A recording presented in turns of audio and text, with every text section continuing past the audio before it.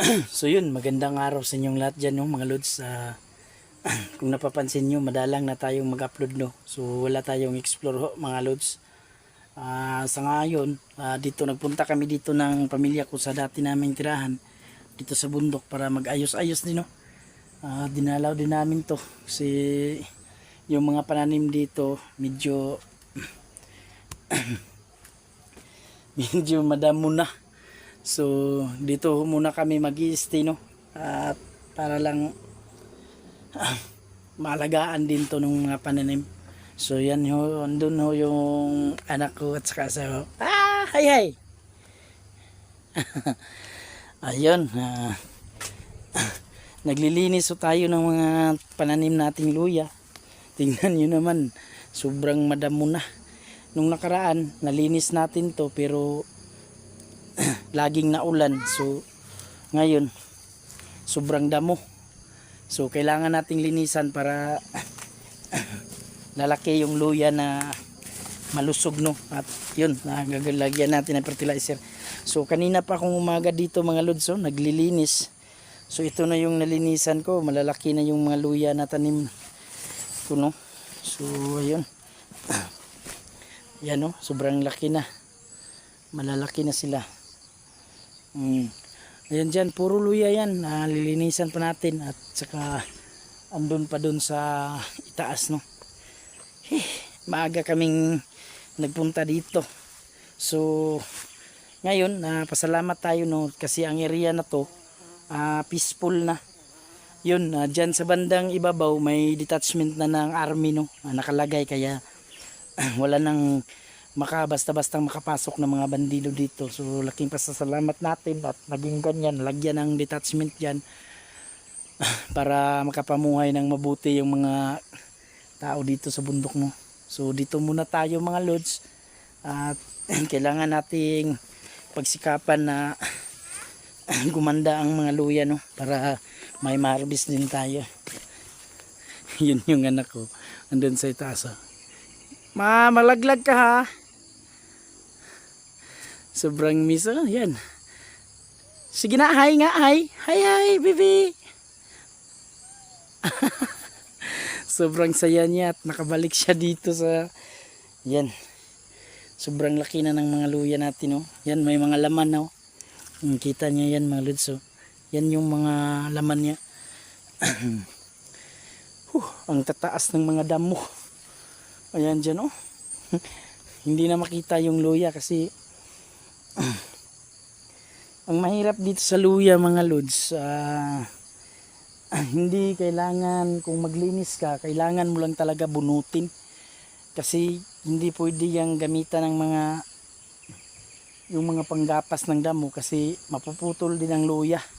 Sayang, hindi na tutubo. Kaya ito, maglilinis ako, no. So samahan niyo ako, mga lods. Shoutout nga pala sa iyo, no, Mami Bibot, Nanay Gloria Camuglia, Ate Josepina Balyes, Ate Tess, Ma'am Nitay ko, Ma'am Ara Carlos, yun, si Ate Los, Inday Lani. Maraming salamat sa inyong lahat dyan. At sa mga silent viewers natin dyan, no, na laging nakaabang sa ating mga video at laging sumusuporta sa atin, maraming salamat sa inyong lahat. So ayun, alam ko maraming nagagalit sa akin, no, dahil sa mga umalis ako sa team. So ayun, okay na kami ng mga ka-team ko, no, doon sa team niyo. Lalo na sa team si Niyo.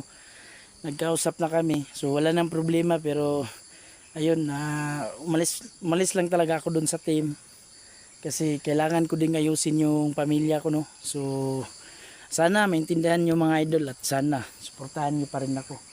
Ayun. Alam ko may nagsasabi na wala akong utang na loob kasi kung hindi dahil sa team niyo binigyan nila ako ng isang chance. So alam ko naman ho yun, mga lods. Hindi ko ho yun nakakalimutan, pero ayun, nag-usap na kami ng mga team ko. Naintindihan naman nila kung ba't ako aalis, no. So para din sa pamilya ko kasi kailangan ko din ayusin yung pamilya ko, no. So kasi lumalaki na yung mga bata, kailangan ko din ng magtrabaho ng para kumita din at maibigay ko yung mga kailangan ng pamilya ko. Sana maintindihan niyo ako mga lods at sana suportahan niyo pa rin ako, no. So yun, mukhang dito muna tayo mamanatili sa bundok at ayun, ayusin natin tong mga tanim dito, alagaan natin. So nag-usap na kami ng asawa ko, mag-alaga kami ng mga hayop dito. Yan, para may kunting kita din. So yun mga lods, samahan nyo pa rin ako sana sa mga kuan. Pero hindi pa rin tayo titigil sa mag-explore, no. Mag-explore pa rin tayo, pero ayun, medyo madalang na lang siguro kasi ayun, naghahanap tayo, may trabaho na tayo, no. Nagtatrabaho tayo dito sa bukid. So sana maintindihan nyo palagi mga lods, no. Yun, at maraming salamat talaga sa inyo at God bless you. At lalong lalo na, no, sa mga taong sumusuporta sa akin. So thank you at sa mga nagdasal, maraming salamat talaga sa inyong lahat. So ayun, samahan niyo ako, maglilinis tayo dito, no. Sobrang kapal ng damo, yan yung bubunutin ko dyan mga idol, bubunutin natin yan kasi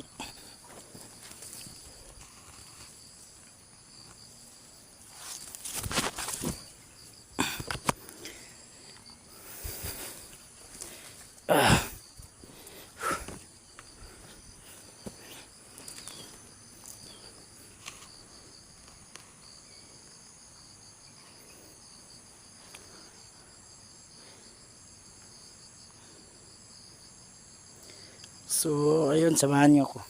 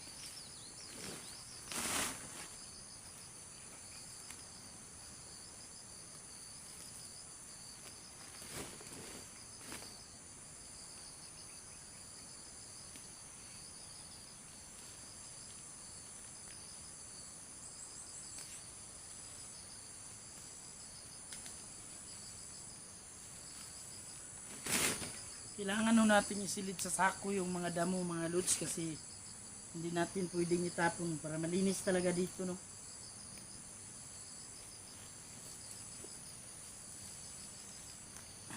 At pagkatapos ko nitong maglinis ng damo, lalagyan natin ng pataba para ayun, lalong lumaki, no. So saya tingnan mga idol na ganito na yung resulta ng pinaghirapan natin. You know, lalaki na, malulusog. Kaya sobra lang tagal kung linisan ng luya.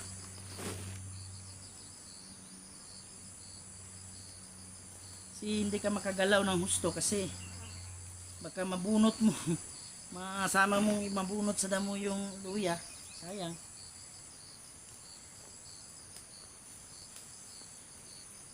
Kasi naging madamo na lang to ng husto, no, kasi matagal kung hindi na linisan.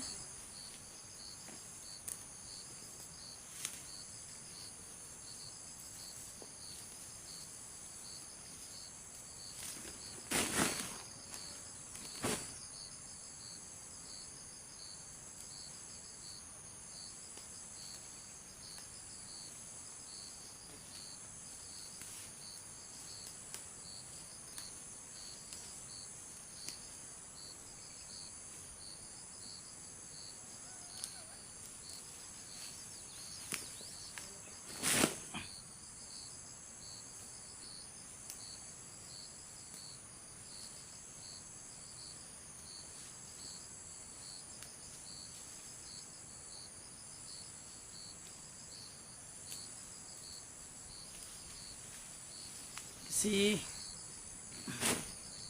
ito yung gusto ng misis ko, no. Tahimik na buhay lang daw. So ayun, pagbibigyan natin siya. Kahit mahirap, basta sama-sama lang kaming pamilya.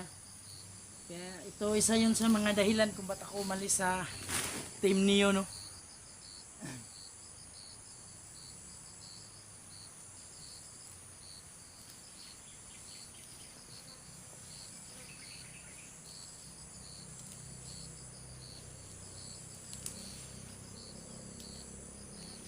Si madami ho yung nagagalit sa akin, mga lods. Ang dami na hong nag-unsubscribe sa akin, pero okay lang, intindihan ko sila, no. Desisyon nila yun. So pasalamat na rin ho ako, no, at noon nag-subscribe sila sa akin. Hindi ko naman hawak yung pag-iisip nila kung hindi natin pwedeng pilitin na hindi sila mag-unsubscribe, no. Pero ayun, patuloy pa rin tayo, mga idol. Samahan nyo lang ako, no. Pag magka pera tayo ng konti at magkaipon-ipon, so bibili tayo ng mga alagang hayop, alagaan natin dito, padadamihin namin. So yun, okay naman, malawak naman tong lupa namin, marami namang mapagtataniman. So tuloy lang tayo.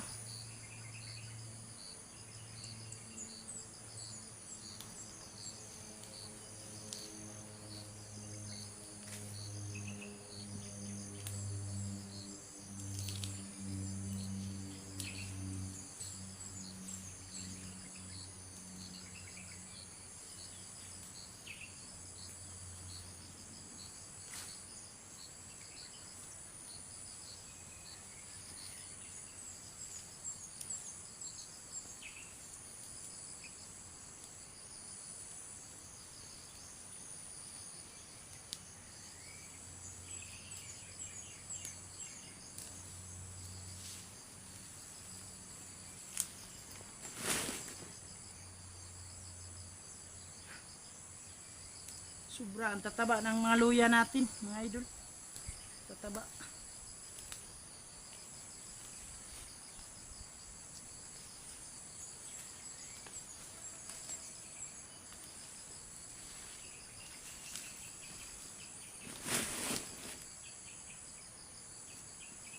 Kailangan mahina lang talaga yung galaw mo, kasi baka mabunot mo yung luya, sayang.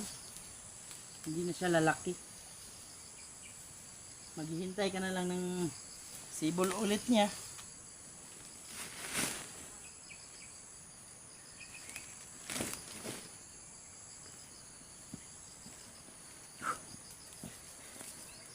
So ang laki pa ng lilinisan natin. Hanggang doon pa yun.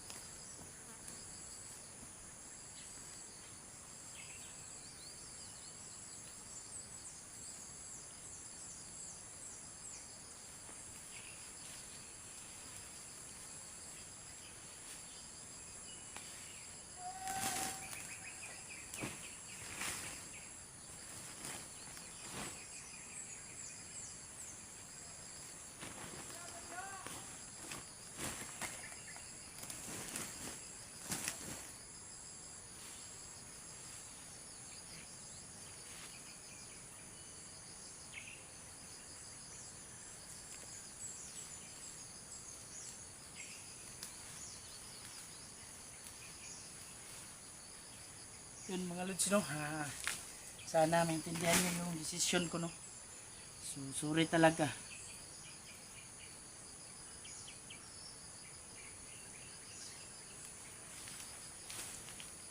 Kasi may kunti lang kaming problema doon. Amin na lang yun. So, ayun, pero nagkaayos na kami. Okay na. Wala nang problema.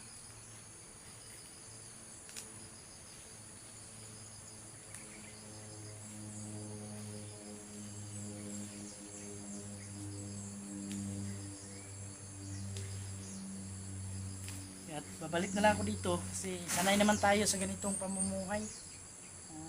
Kahit mahirap, basta ayun, sama-sama lang. Kaya nun.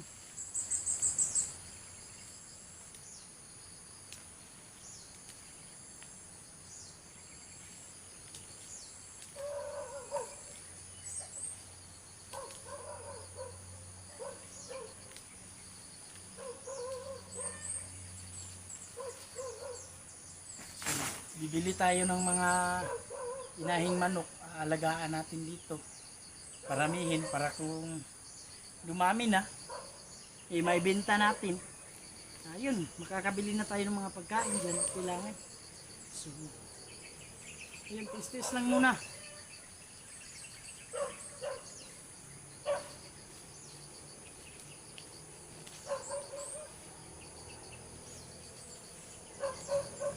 Nabunot ko yung luya, sayang.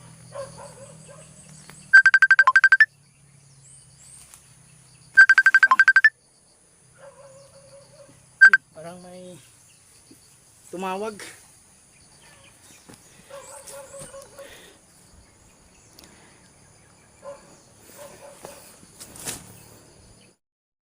So ayan mga rods, tumigil muna tayo no kasi ang lakas ng ulan. Tumigil muna tayo sa pagbunot ng damo. Pero ayun no, malaki na yung nalinisan natin, nandun na doon oh. Doon linis na yun, yun yung mga luya, kita na yung luya. Oh, dyan. Bali dito na lang. So yan. Nag-init muna tayo ng tubig kasi sarap minom ng kape. Yung mag-ina ko, kumakain na. Hi nak, hi. Hi. So, ayan.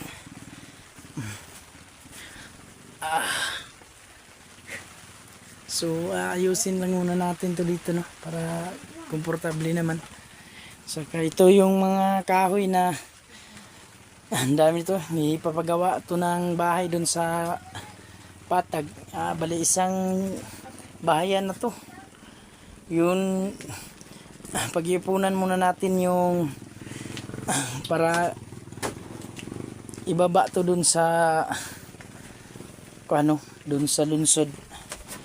Kasi mas mahal kasi yung truck na sasakyan eh.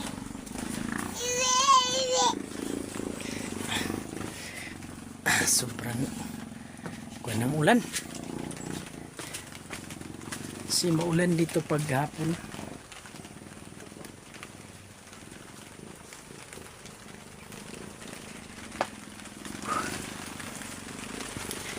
Inom tayo ng tubig, kape.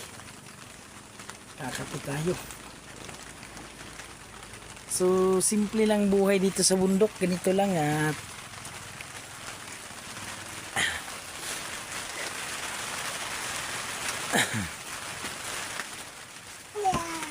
so ayun no, kumusta na lang ho tayo dyan sa mga kaibigan natin, mga dating kaibigan natin. So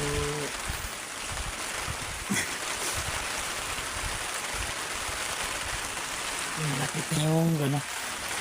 So pag nakuhan to, kasi yung lutuan namin nasira na, so gagawa tayo ulit ng lutuan no. Diyan natin gagawin sa gilid para hindi naman masyadong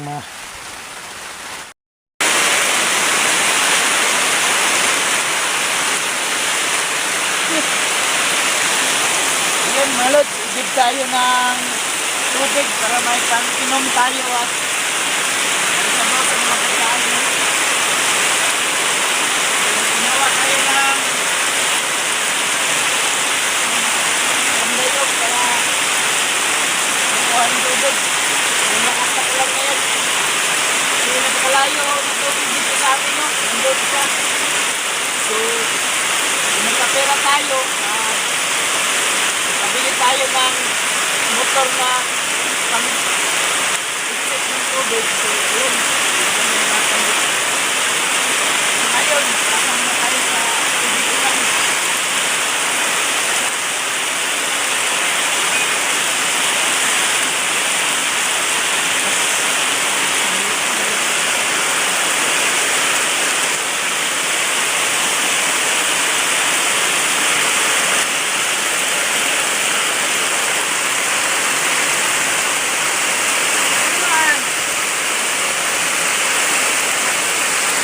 So ayun, tapos na nating linisan yung isang area ng luya natin, no? Yan, ang lusog na. Yan. Yan yung mga luya. Lulusog na. Hanggang dun yan, no? Dun. Dito, maliliit pa yun. Dun talaga, oh. Sus. Ang ganda tingnan. Yan. So yun, success na yung paghihirap natin.